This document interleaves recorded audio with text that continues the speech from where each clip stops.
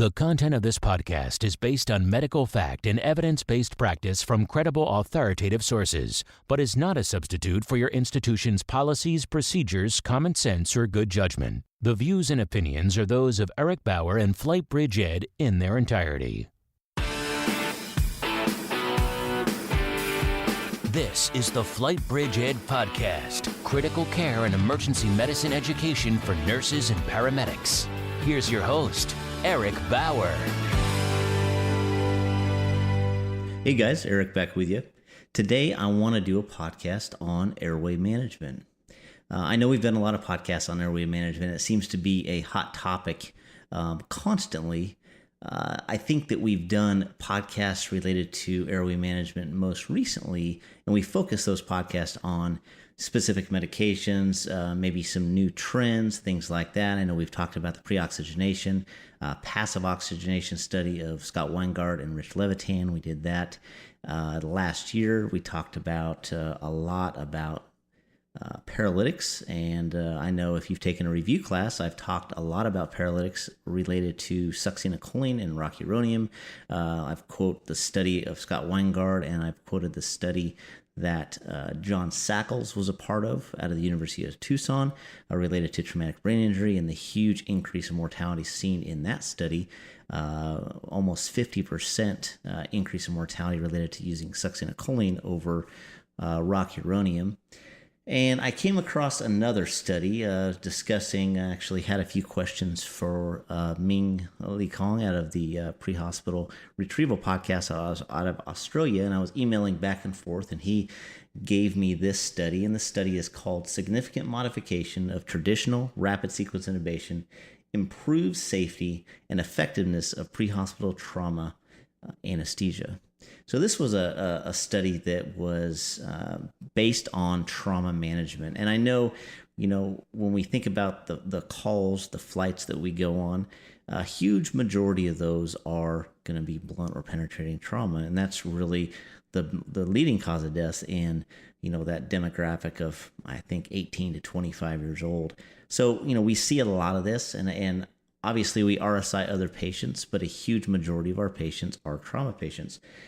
And so we'll hit on this study. I will put this study, I'll put the study of Scott Weingart, Rich Levitan in the show notes as well. And I will also put the study of John Sackles at the University of Tucson in the show notes for this podcast, just so you can reference them easy. Again, for the show notes, you have to go to the website, www.flightbridgeed.com, go to that specific podcast, and underneath the actual paragraph that talks about what we're going to discuss, you'll see links, either a PDF or a link to a website for that study. These will actually be PDFs where you can actually open those up and save those. So I'm titling this podcast Damage Control RSI. And I know we've seen damage control used in emergency medicine, critical care in a lot of ways, specifically more damage control resuscitation related to trauma. And I've searched this on the internet. I've Googled this. I've talked to multiple people. And, I don't know if this has been coined. I'm not sure. If it has, that's great. If it hasn't, maybe we can kind of start utilizing this. And I want to dedicate this podcast to a colleague of mine. And I first want to congratulate him. And I know he is a very humble guy. Dave Olvera. Dave Olvera is a good friend of mine. He's a colleague. He's been a mentor in a lot of ways, and he was awarded this last year the Tim Hines Award for International Association of Critical Care Flight Paramedics, Paramedic of the Year. And so I want to congratulate him.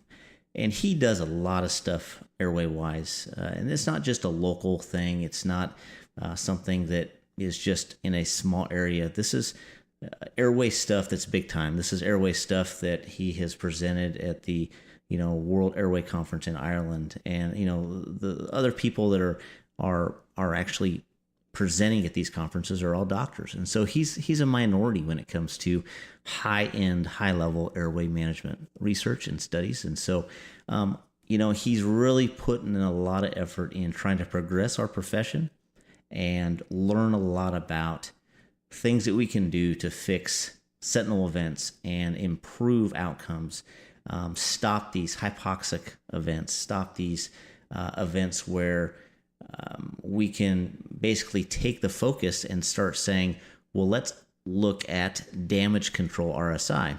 That's not his term. He doesn't use that term, but I know he does utilize that in a way of how are you going to fix an issue? And so I started really thinking about this, and we've gotten into many conversations. And if you go back early to our FlightBridgeED podcast and you listen to a podcast that another colleague, another friend of mine did, Ken Palazzo did a study, and he presented this in association with Dr. David Stuemiller. He's a medical director for Air Methods out of Region 10 in New York. Great guy. And so forgive me, I know there's a few other people on the study, but they did win an award for that, and it was called the Platinum 10, and it was focused on air medical and why we're called. We're called to obviously have a higher level provider and to get on scene and provide that higher level of care. And so the study was kind of focused on, getting off scenes quickly and trying to do things in flight.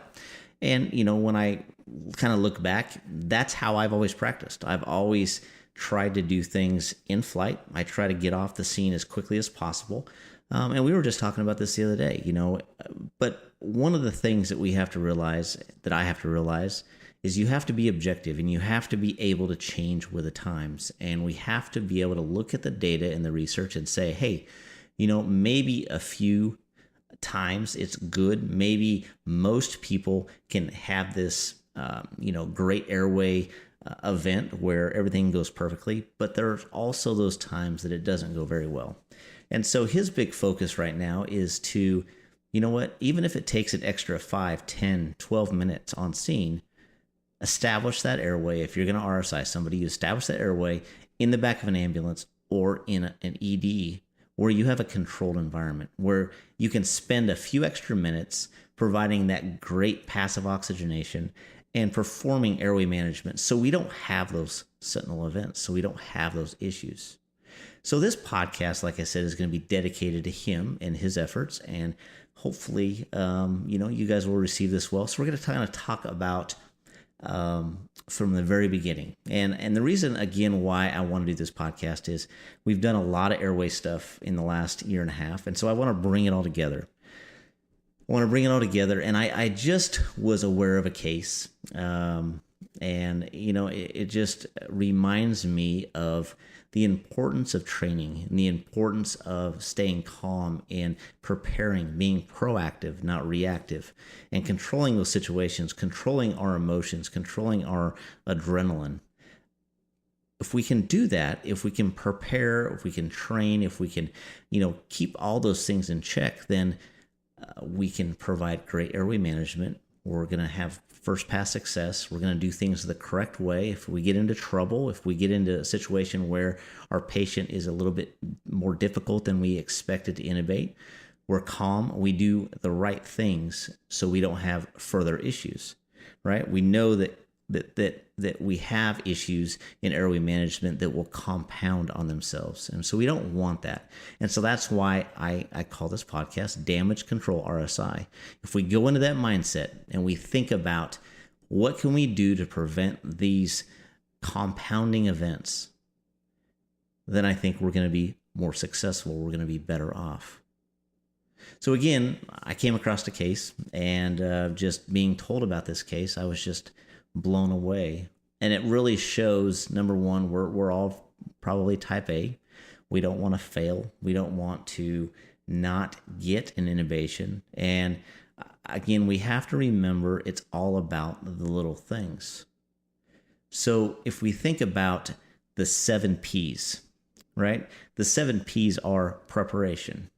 We want to do that at least 10 minutes prior. That means that if you're on a scene flight and you're not even on scene yet, and you can get some type of patient report, and if that patient report is telling you the patient is unresponsive, somewhat combative, they have a mechanism of injury, maybe drawing up most of your drugs, having that prepared to where when you actually get in the back of an ambulance, that stuff's already done. So you're already way ahead of the game.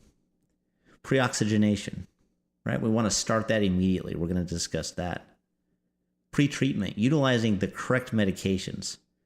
Now, this podcast is going to be based on the study. It's going to be based on the study that I quoted. The study is out of Australia, but I can tell you that the Royal Flying Doctors, a very, very prestigious air ambulance service in Australia, utilizes this study, and that's the basis of their RSI protocol. And so again, the study was out of the Critical Care Journal. It was published in 2015, so it's a very new study.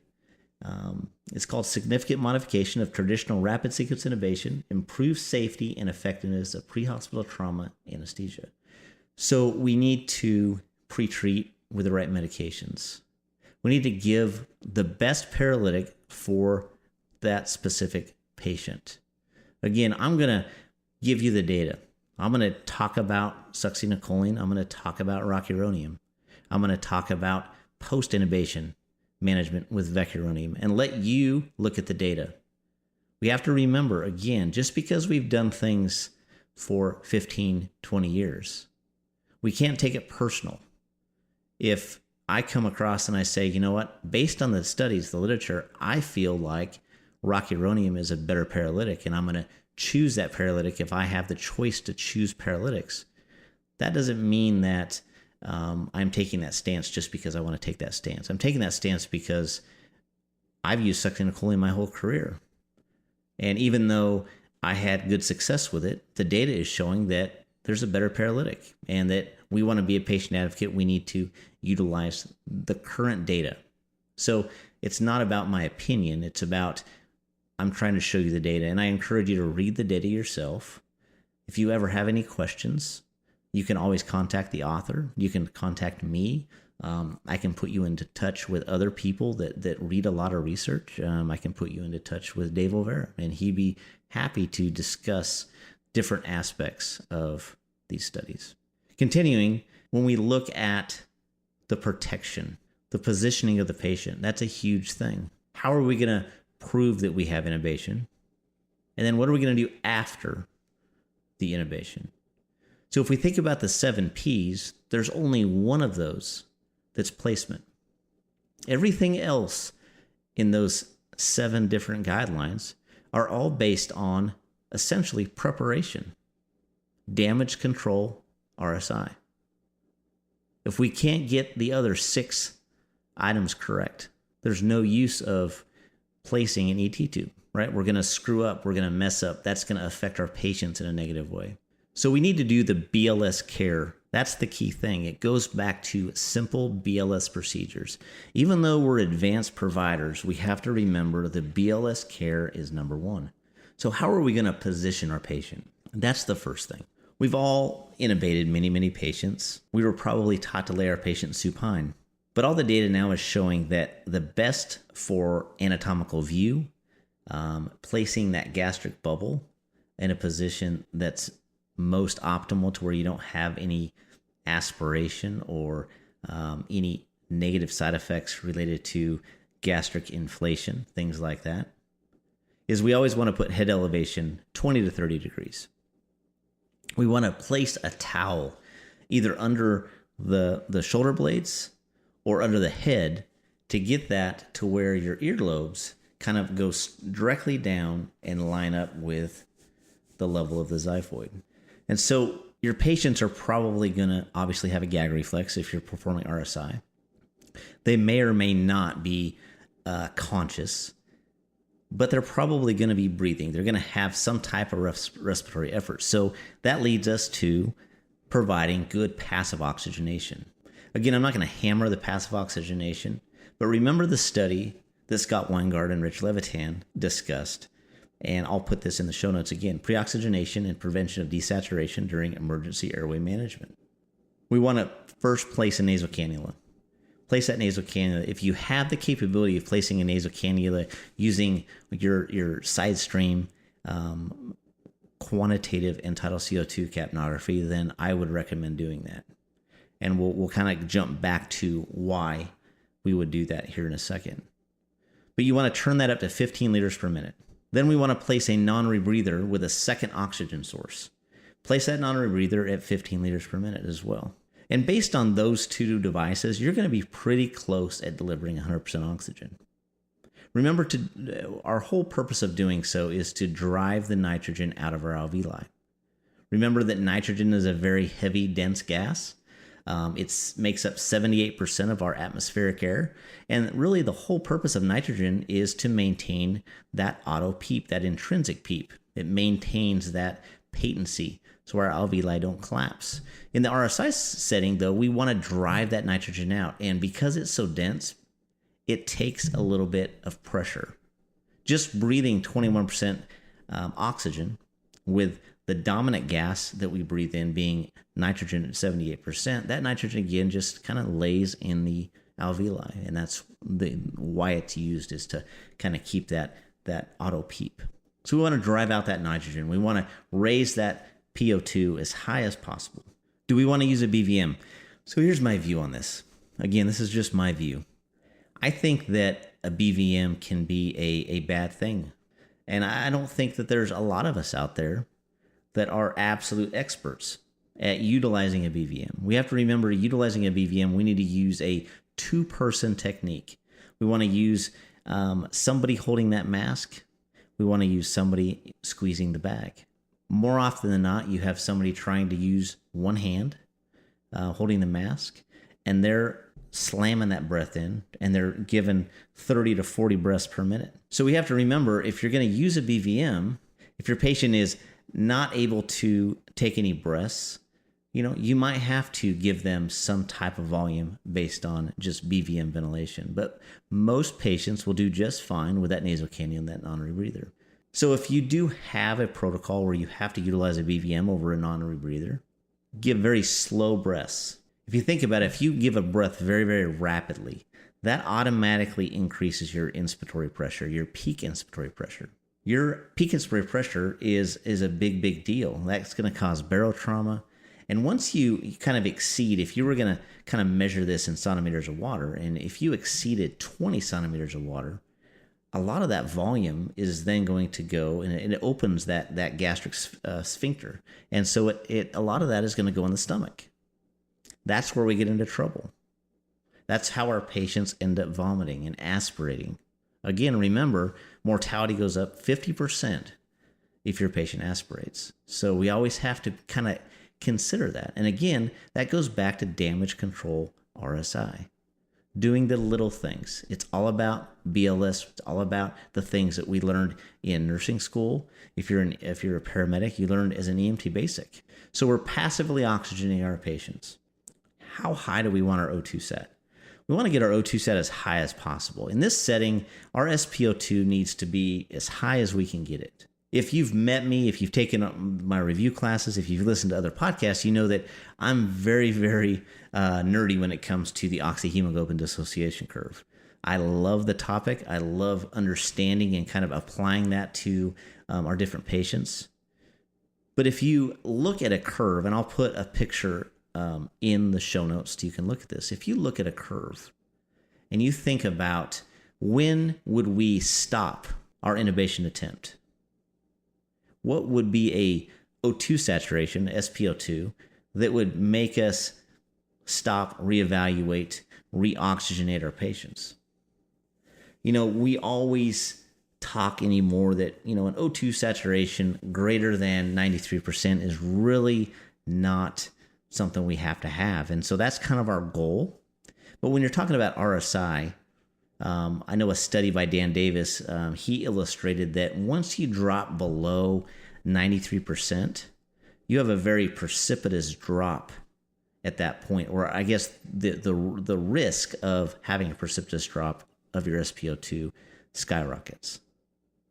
So I know Scott Weingard teaches the same thing, where he talks about keeping that O2 saturation, the SpO2, at 95%. And once you start seeing that SpO2 drop below 93%, if you're still attempting intubation, you still have that blade in that person's mouth, it's at that time that you stop, you pull the blade out, and you reevaluate, you regroup, you deal with damage control RSI. You don't let that SpO2 drop to 90, to 88, to 85, right?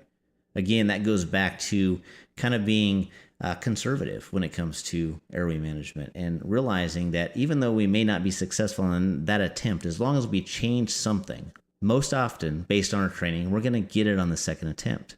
So we have to remember, even though we're type A, we want to succeed, there's a stopping point. And that stopping point, again, we have to be thinking that we are dealing with a patient's life. And airway management, RSI, that is a lethal weapon, right? If we do it correctly, it's a great thing. If we do it incorrectly, that's a very bad thing.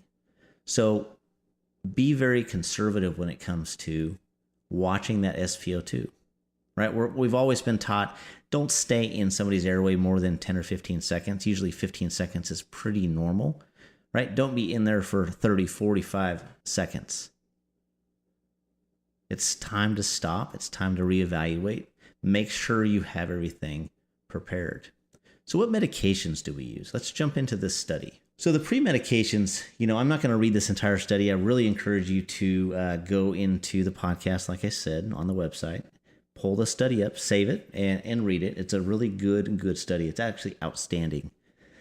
And I'll just read the conclusion. So what they did is they looked at two different groups. The groups were treated differently. One of the biggest things that I hound on is the pain management aspect. Pain management for intubation is a huge deal. That is the number one cause of ICP, is the intubation, the laryngoscope, the pain associated with that procedure. And so this study illustrates that perfectly, that despite the different kind of routes they took, some of these patients got fentanyl, they got ketamine, they got rock, and others did not get fentanyl.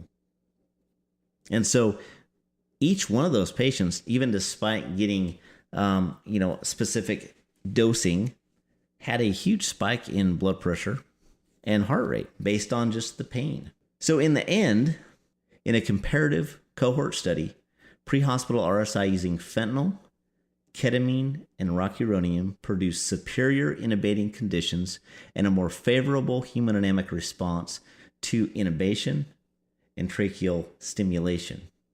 An RSI protocol using fixed ratios of these agents deliver an effective pre-hospital trauma anesthesia. Again, this study was focused on trauma, but we know that our patients that we RSI are always very susceptible to hemodynamic collapse based on their underlying disease process. So we always have to be thinking about kind of augmenting that. And I know I've hounded on the ketamine, I've hounded on looking at each patient. And really there's a few patients that you can consider not utilizing ketamine. Again, utilize your protocols. There's some protocols out there where they have removed fentanyl from the RSI procedure. There's still some out there where they advocate that. We're hoping with a study we're about to start that we can maybe prove the effectiveness, in the United States, where we can, look at it and show that it's beneficial, that it's not causing a hemodynamic instability in our patients. So whether you pre-treat with fentanyl or not is going to be based on your protocol. The next medication is going to be either are you going to use ketamine if you have it available, or are you going to use etomidate? We know that etomidate will cause a vasodilation. It will cause patients to decompensate in that way. We know ketamine is very good in that manner, in that type of patient, causes CNS stimulation, causes an increase in heart rate and blood pressure. Those patients that are hypertensive, maybe a subarachnoid hypertensive bleed, somebody that's very tachycardic or having a rate issue, maybe those patients aren't a candidate for ketamine. But for most patients, ketamine is a great choice for your induction sedative medication. And we know that ketamine blocks any sense or perception in the thalamic and limbic systems, and it has a pain component to it based on that. So really, you're not going to go wrong with ketamine in most patients. If you're not really up on ketamine, look back at the ketamine podcast. Very, very good podcast. There's one called Debunking the Myths of Ketamine with Mike Abernathy, Dr. Mike Abernathy. I encourage you to listen to that. And then again, the paralytic. What paralytic are we going to use? I want you to read the study, utilize the literature, think about what it's saying, I can tell you that the pre-oxygenation and prevention of desaturation during emergency airway management by Scott Weingart and Richard Levitan clearly show that patients desaturated 2 minutes earlier when given succinylcholine over rocuronium. I've already talked about the paper by John Sackles and his colleagues regarding traumatic brain injury and the huge mortality increase with succinylcholine. And then this paper here that we're discussing out of Australia showed significant improvement with rocuronium over succinylcholine. So I encourage you to read all three of those. And that's all I'm going to really get into on the medications side. So once we've given our medications, what do we want to do? Well, the first thing, again, it's all about preparation. It's all about being a patient advocate.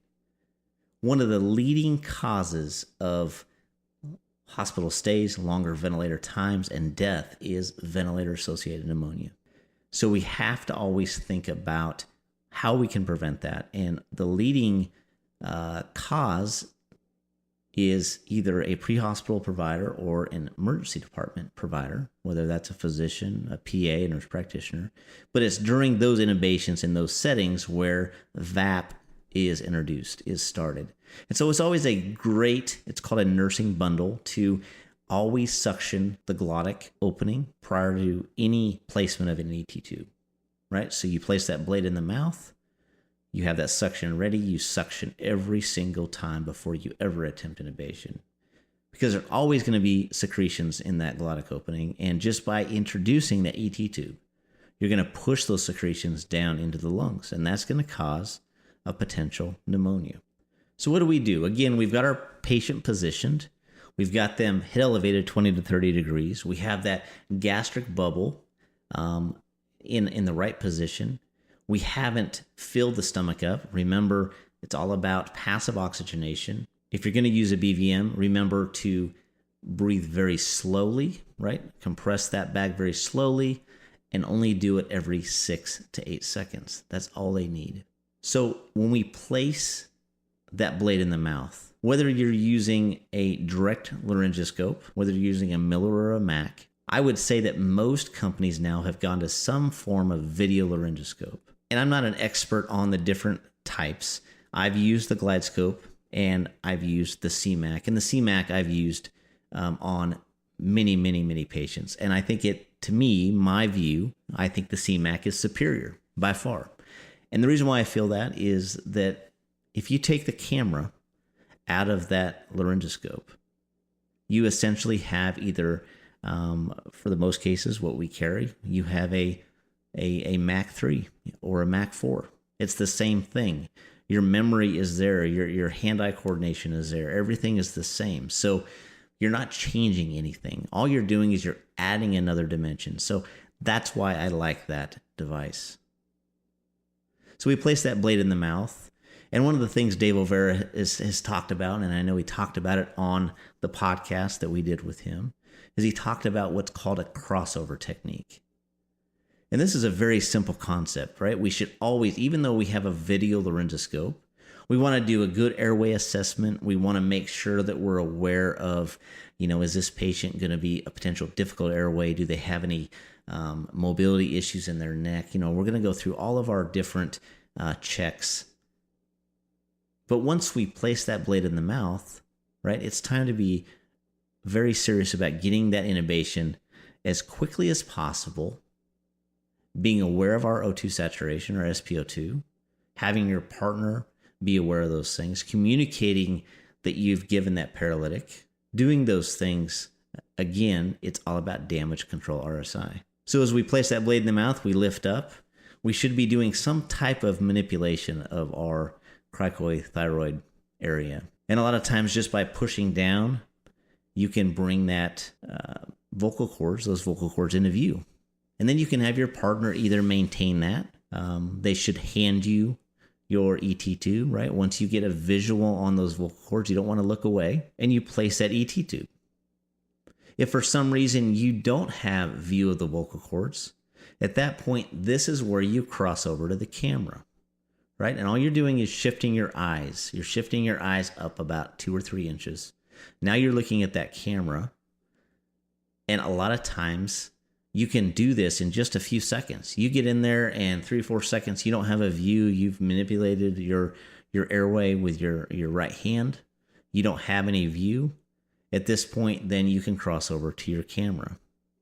And just by doing that, most of the time, that allows you an extra kind of view where you can have successful intubation, and you can slide that ET tube through the vocal cords and secure it.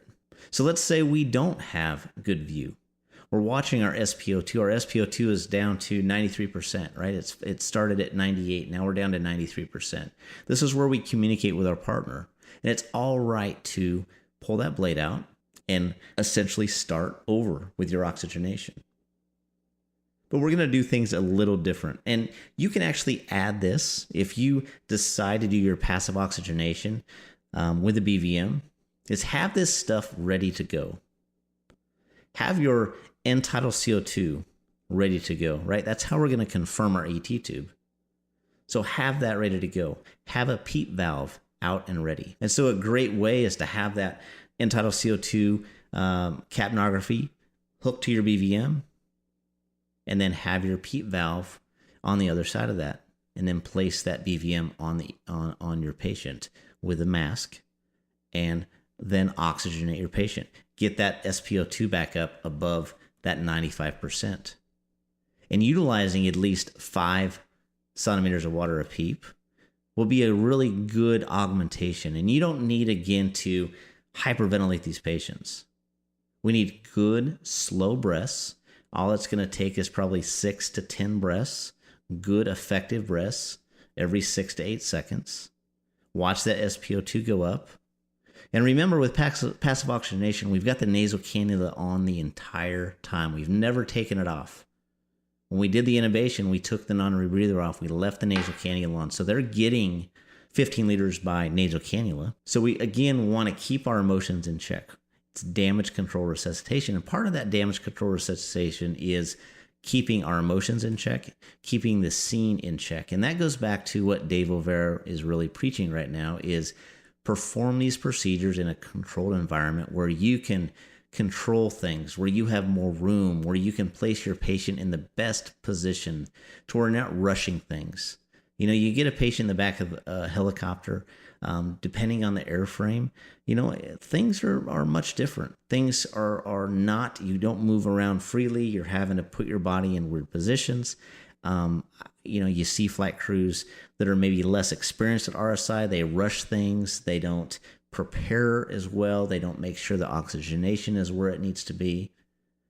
And again, if you go back to that oxyhemoglobin dissociation curve, once you get to that 93%, you can see that curve just plummet, right? You get down into the 80s, it's a steep drop, and it starts ticking off extremely, extremely rapid.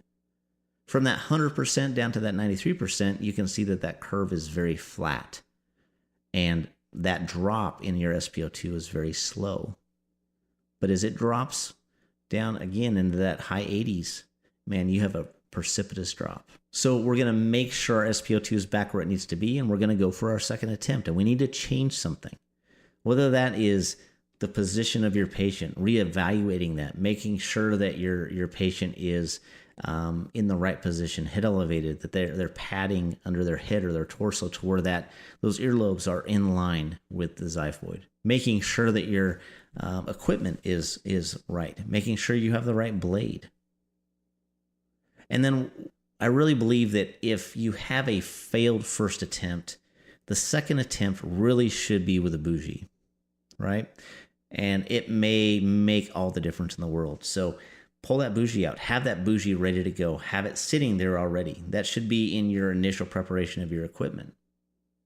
And so your second attempt, go in, and again, we're not going DL. We're going to go DL straight to the camera, utilizing your video laryngoscope, and you place that bougie. Remember, once you place that bougie, it's a 2-person technique. You need to have your partner helping you thread that ET tube over the top. Fill the balloon on your ET tube to at least 8 mils of air. Have that waveform capnography. You should have it already there, right? If you're on your second attempt, you've already had it hooked to the BVM. So just simply take that PEEP valve off or leave it on. I mean, I would just leave it on in that circumstance until you can place them on the ventilator, and then give them breaths. Remember, even with end-tidal CO2 capnography, it's going to take 6, 8, sometimes 10 breaths to start seeing a waveform. And I've seen this where I've precepted newer nurses or paramedics where 3 or 4 breaths in, they're not seeing a waveform, and they're ready to pull the tube that quick. They're that panicked about the situation, and we have to stay calm. We have to make sure we understand that it takes a few breaths to evaluate. And so allow that to happen. Allow that end-tidal CO2 to be measured.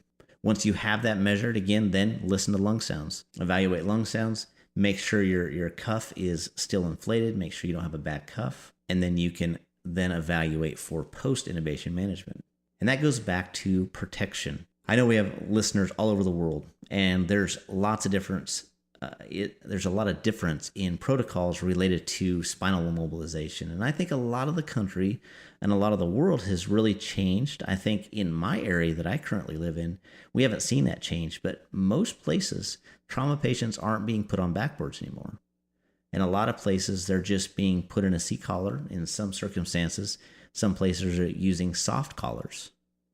And so, again, one of the nursing bundles for ventilator-associated pneumonia prevention is to place every intubated patient head elevated at least 20 to 30 degrees. Again, that helps prevent that problem. What else can we do for protection? Well, if this is a trauma patient, they're probably going to be in a C-collar. And so a C-collar is a great way to protect that airway.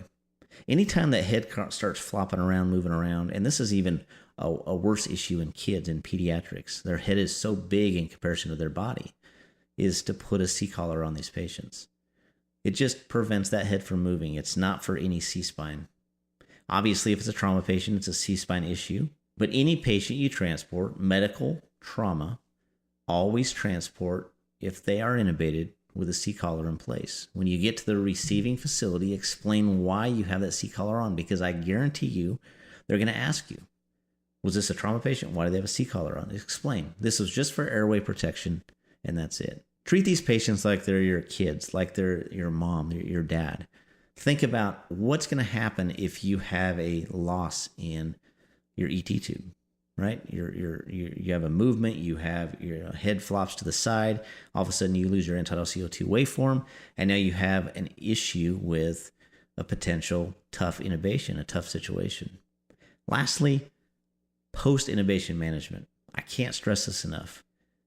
The number one thing you should be thinking of is pain management. Pain management, pain management, pain management. I can't say it enough. Pain management. It's not about the sedation, guys. It's not about the sedation. I can't stress this enough. I see this still. People want to just give Versed. It's about fentanyl. Small doses. You don't have to give huge doses, but patients can handle doses of 50 to 100 mics. Some patients can handle 150 mics. And if you have a drop in blood pressure, from what I've seen, again, I'm studying this, I'm going to start really looking at this, is it's usually in combination with another medication. And I'll give you an example. I just had a flight where we were giving 50 to 100 mics of fentanyl, and we were actually giving ketamine. We were giving ketamine at a 0.25 milligrams per kilogram. So it was given a very small dose. And for this patient was pretty large. We were given 50 milligrams at a time. And I was giving this fentanyl every 5 minutes, and I was giving this ketamine probably every 7 to 8 minutes. And our blood pressure stayed absolutely perfect. We happened to go through all the ketamine on the helicopter. We had 2 back-to-back flights. And so we were not quite there. The patient was still kind of burning through these medications. And we ended up having to go to Versed. Don't know if it just was based on all the medications. I don't really think it was. Just gave a small dose of Versed, 2.5 milligrams, and it dumped the blood pressure, right? Had to give a fluid challenge. And so a lot of times it's a combination of things. Do I have proof of that? No. That's something we're going to study. It's something we're going to look at. We're going to try to show the hemodynamic benefits of fentanyl. I can tell you that in other medicine platforms, again, it's not a pre-hospital environment. When you think about the OR, the anesthesiologist, they will induct patients that have left ventricular dysfunction. that are about to have bypass surgery. They'll induct them with 900 to 1,000 mics, and they'll push that very, very rapidly over a minute or two. And they won't use standard induction medications like propofol and etomidate and paralytics. They'll just induct them with fentanyl, high dose, and these blood pressures stay very stable. So I think we have to remember pre-hospital is a different platform. It's not something that's ever been studied. It's not something that we can show has any relevance to that OR platform. But I think it's an interesting question. I think it's an interesting thought process, and hopefully someday we'll have the answer. But we have to remember the number one cause of ICP increase is pain, right? So we want to be cognizant of that. We want to treat their pain, give them sedatives. That's not as big of a deal. If we give enough pain management, the sedation aspect will take care of itself. So, be kind to your patients, go off your protocols. Remember, a lot of places have different doses for your pain dose versus your intubation dose. So know those differences, know those protocols and what you can utilize. If you have the ability to use ketamine for post-intubation, sedation, and pain management, that's something to always consider. I've had very good luck with that. Remember, though, you want to push ketamine slowly. You want to give it slowly. You give it too fast, you can definitely have laryngeal spasms. If you're going to give ketamine prior to RSI and you push it too fast, you have laryngeal spasms. Remember the procedure called Larson's maneuver. You can go to one of our ketamine podcasts where I actually have a link to a video on Larson's maneuver, that procedure. But give these medications slowly. Remember, pediatrics specifically will potentially have that hypersalivation, so always have your atropine ready in those cases. Have your suction ready in those cases. And lastly, remember damage control RSI. We have to put an OG or NG tube down. Obviously, if they have a contraindication, if they have an esophageal rupture, if they have a esophageal injury based on a caustic substance, something like that, esophageal varices, we probably wouldn't want to do that. But for most of our patients, we need to put an NG or OG tube down. And again, that goes back to damage control RSI. Taking care of these patients, decompressing the stomach, especially those pediatrics, and continue to give those post-intubation meds. Keep that C-collar on and place them on the ventilator at that point. Again, I'm going to put all of this in the show notes. I encourage you to read the study done in Australia. I'll put the pre-oxygenation and prevention. Remember, there's a podcast on that. And if you have any questions on this, feel free to email me, eric.bauer@flightbridgeed.com. And, again, remember, this is a big responsibility. This is something that we need to really consider. It's not about the intubation. That's the cool, fun thing that a lot of people kind of focus on. It's about the other 6 P's in the preparation process. Remember, preparation, pre-oxygenation, pre-treatment, paralysis, induction, protection, positioning, and then we get to placement at that point. Right? That's way down the line. It's all about preventing issues, damage control RSI.